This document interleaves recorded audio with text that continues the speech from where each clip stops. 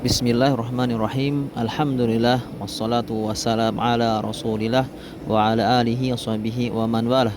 Allahumma 'allimna ma yanfa'una wanfa'na bima 'allamtana wa zidna ilma ya rabbal alamin. Ikhwati fillah rahimani wa rahimakumullah jami'a. Saudara-saudaraku yang semoga dirahmati Allah Subhanahu wa taala. Ini adalah pertemuan yang ke-18 dari pembahasan kitab Al-Muqaddimah Al-Hadramiyah, dan kita telah memasuki kitabus shalah, kitab tentang salat. Dan pada kesempatan kali ini kita akan belajari tentang mawaqit as-shalah, waktu-waktu salat. Allah Subhanahu wa taala berfirman, "Innas salata kanat 'alal mu'minina kitaban mawquta." Sesungguhnya kewajiban salat itu telah ditentukan waktunya bagi orang-orang yang beriman. Sehingga ikhwati fillah, kita perlu untuk mengetahui kapankah waktu zuhur, asar, maghrib, dan isya dan subuh agar kita bisa mengerjakan sholat pada waktunya. Ikhwati fillah, untuk ringkasnya maka waktu zuhur, asar, maghrib, isya, dan subuh adalah waktu sholat yang saling menyambung. Dalam artian, akhir dari waktu zuhur merupakan awal dari waktu asar. Kemudian akhir dari waktu asar merupakan awal dari waktu maghrib. Kemudian walaupun pada pembahasan antara maghrib dan isya terdapat dua pendapat Imam Syafi'i dan Abdullah Bafadl al-Mu'allif rahimahullah mengambil pendapat al-Imam Syafi'i al-Qadim yang lama, yang mana akhir dari waktu maghrib merupakan awal dari waktu isya. Dan kemudian akhir dari waktu isya adalah awal dari waktu subuh. Sedangkan antara waktu subuh dengan duhur merupakan jeda dan bukan merupakan waktu sholat yang menyambung. Kita akan memulai dengan waktu. Kapankah dimulai waktu duhur? Maka waktu duhur dimulai dengan zawalus syams, dengan tergelincirnya matahari dari tengah langit, dari tengah langit. Tergelincirnya matahari dengan langit, kemudian berakhir dengan ketika bayangan suatu benda itu sepanjang bayangan bendanya. Jadi antara bayangan benda dengan bendanya itu sama panjangnya, maka itu adalah akhir dari waktu zuhur.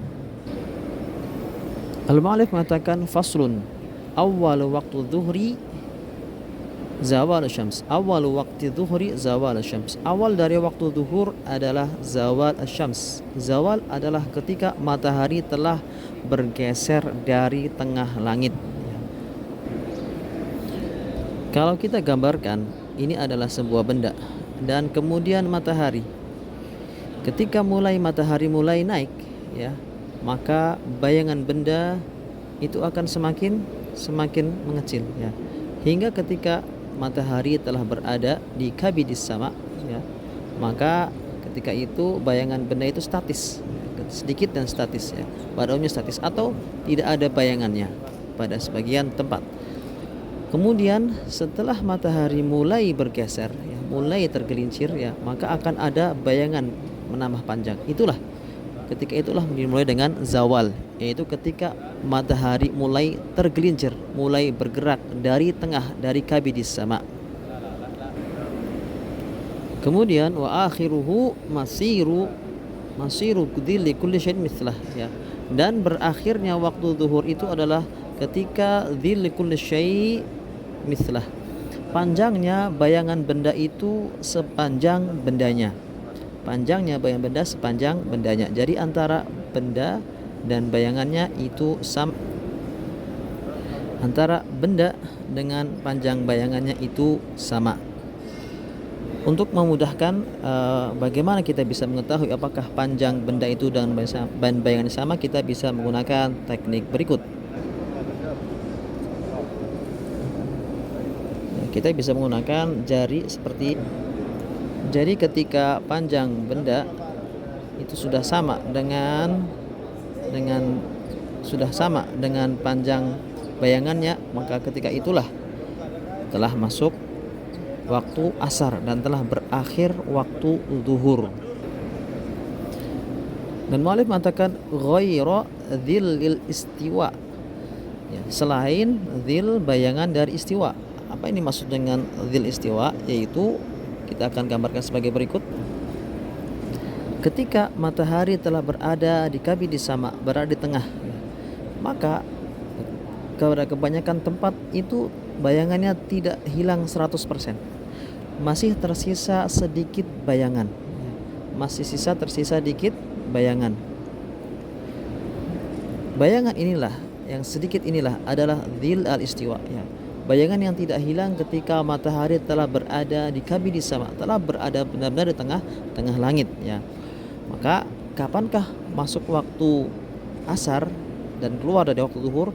Maka ketika bayangan ini ditambah dengan bayangan dari bayangan benda, ya, ditambah. Itulah akhir dari waktu zuhur dan merupakan awal dari waktu asar. Mu'alif mengatakan wa akhiruhu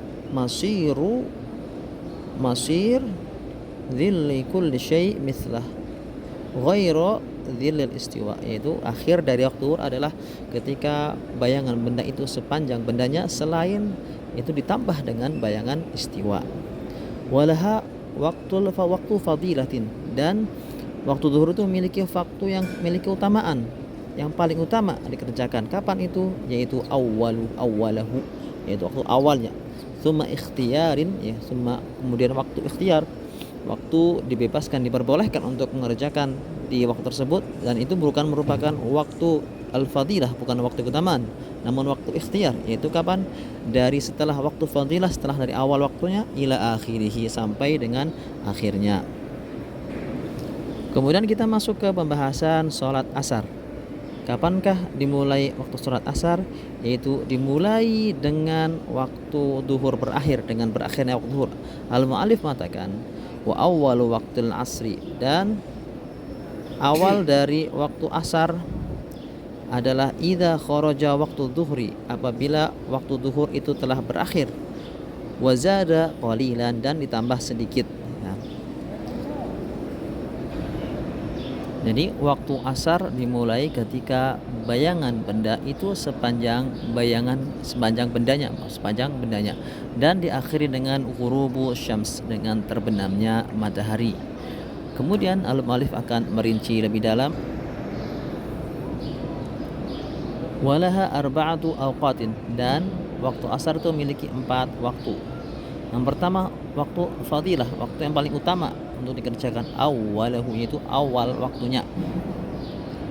Kemudian ikhtiar, waktu ikhtiar ila masiri dhilli mithlaini, ketika bayangan benda itu sepanjang, atau bayangan benda itu sepanjang 2 kali sepanjang 2 kali bendanya. Jadi apabila bayangan benda itu 2 kali panjang bendanya, itu adalah waktu ikhtiar. Kemudian waktu jawas, kapan diperbolehkan? Ilal isfirar, ketika matahari telah menguning. Kemudian setelah itu waktu karohah. Waktu karohah itu adalah ila akhirih, sampai terbenamnya matahari. Jadi itu adalah waktu yang makruh untuk dikerjakan sholat padanya. Sholatnya sah, namun itu adalah waktu karohah. Kemudian waktu maghrib, kapan dimulainya? Dimulai dengan min ghurubis syams, dengan terbenamnya matahari, dan diakhiri dengan ila an yaghiba asyafaq al-ahmar, hingga hilangnya asyafaq, ya, mega merah ini telah menghilang, maka itu telah masuk ke waktu isya. Al-mu'allif mengatakan wa awwalu waqtil maghribi, dan awal dari waktu maghrib, bil ghurub, dengan terbenamnya matahari, wa yabqa hatta yaghib, dan terus menerus waktu itu ada waktu maghrib, ya. Kapan? Sampai yaghiba asyafaq al-ahmar, sampai hilang mega merah, ya, asyafaq al-ahmar, ya. Hingga hilang mega merah ini hilang, maka itu adalah waktu berakhirnya maghrib, dan itu merupakan awal dari waktu isya. Al-mu'allif mengatakan, ya, wa huwa awwalu waqtil isya, dan dengan hilangnya mega merah itu, dengan hilangnya asyafaq hatta an yabqa yaghib asyafaq al-ahmar, ya, itu merupakan awal dari waktu isya. Kemudian walaha thalathatu awqat, Salat Isya memiliki 3 waktu. Jadi kita masuk ke pembahasan salat Isya. Salat Isya memiliki 3 waktu. Waktu fadilah ya. Waktu yang memiliki keutamaan. Kapan? Awwalahu, itu awalnya. Tsumma ikhtiyarin, kemudian waktu ikhtiar ya. Ikhtiar kapan waktunya? Ila thulutsil laili, sampai dengan sepertiga malam. Tsumma jawazin ya. Kemudian waktu jawaz, waktu diperbolehkan, ila al-fajri as-shadiq ya, sampai terbit fajar as-shadiq ya. Jadi bukan terbit matahari namun terbit fajar as-shadiq. Dan bagaimana bentuk fajar as-shadiq? Wa huwa al-muntashir dawuhu mu'taridan bil ufuqi, yaitu manakala cahaya dari matahari dari fajar itu cahaya dari fajar itu muntashir, menyebar ya. Menyebar, bagaimana menyebarnya? Mu'taridan ya, memanjang ya. Jadi memanjang, bukan ke atas tapi melebar ya. Melebar bil ufuqi, di ufuk. Wa huwa awwalu waqti subhi, itu adalah awal dari waktu subuh. Jadi mungkin kita gambarkan seperti ini. Waktu fajar ya dimulai dengan tulu al-fajr tsani, yaitu ketika telah fajar yang as-shadiq telah muncul seperti ini, telah cahaya matahari telah menyebar ke samping kanan kiri, bukan ke atas. Kalau memanjang ke atas itu fajar al-kadhib ya, bukan seperti Nabi memanjang ke kanan dan kiri ya. Mu'taridan bil ufuq ya, memanjang ke ufuk. Kapan berakhirnya waktu subuh ya? Kemudian ini dalam adanya adalah dari awal dari waktu subuh, dan waktu subuh itu akan berakhir dengan tulu asyams, dengan terbitnya matahari. Jadi perlu dibedakan antara fajar dengan matahari. Fajar adalah fajar adalah cahaya yang ini ya. Sedangkan ini bukan terbitnya matahari namun terbitnya cahaya fajar ya. Sedangkan matahari apabila telah terbit matahari maka telah keluar dari waktu subuh, waktu fajar, waktu subuh. Al-Mu'allif mengatakan wa huwa awwalu waktu subhi wa laha arba'u aqatin, dan waktu subuh itu memiliki 4 waktu ya, waktu fadilah, waktu yang memiliki keutamaan. Kapan? Awwalahu ya, awalnya. Tsumma ikhtiyarin, kemudian waktu ikhtiar yaitu ila al-isfar, sampai dengan ketika matahari menguning ya. Kemudian yang berikutnya adalah tsummal jawaz ya, waktu diperbolehkannya, yaitu ketika al-humrah ya, ilal humrah, ketika matahari telah mulai cahayanya telah mulai memerah.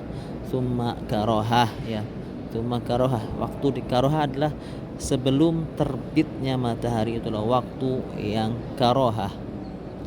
Kemudian ikhwati fillah, al-mu'allif mengatakan wa yukrahu tasmiyatul maghribi ansya'an, dan dimakruhkan untuk memberi nama maghrib ya, maghrib dengan isya ya. Dan dimakruhkan juga memberi nama isya dengan atamah ya.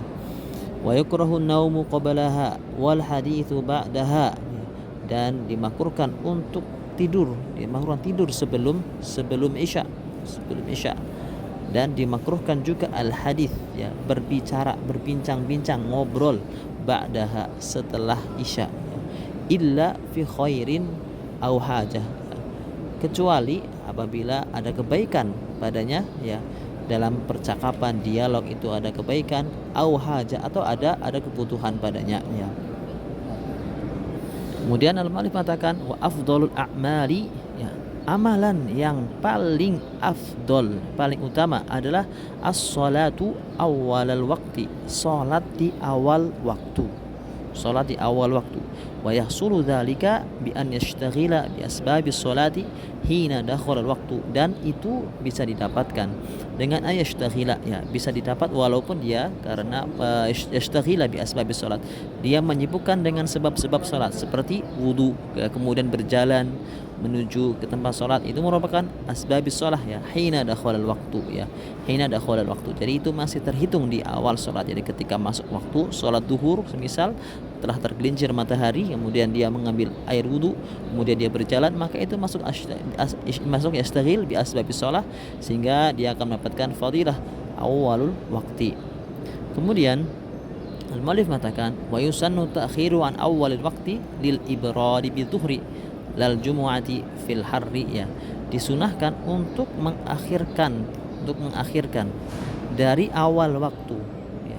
Kapan? Lil ibrad ya, pada kondisi cuaca sangat panas, sehingga lil ibrad ya, lil ibrari bidzuhri, ketika waktu zuhur yang sangat panas, sangat terik ya, untuk mendinginkannya. Jadi lil ibrad. Jadi ketika matahari sangat menyengat di waktu zuhur ya, pada kondisi musim panas yang sangat panas, maka disunahkan untuk mengakhirkan waktu zuhur. Namun untuk Jumat tidak, lal Jum'ah fil hari, bukan waktu sholat Jum'ah pada kondisi saat musim panas, di musim panas. Dan juga bil baladil hari, pada kondisi balad yang har, pada kondisi daerah yang beriklim panas seperti di daerah Hijaz, Mekah dan Madinah. Liman yusolli jama'atan fi maudhi'in ba'idin, bagi orang yang sholat berjamaah pada tempat yang jauh. Jadi jarak antara rumah dengan masjid itu jaraknya jauh pada kondisi panas. Pada kondisi panas ya, di daerah balad yang har, di daerah yang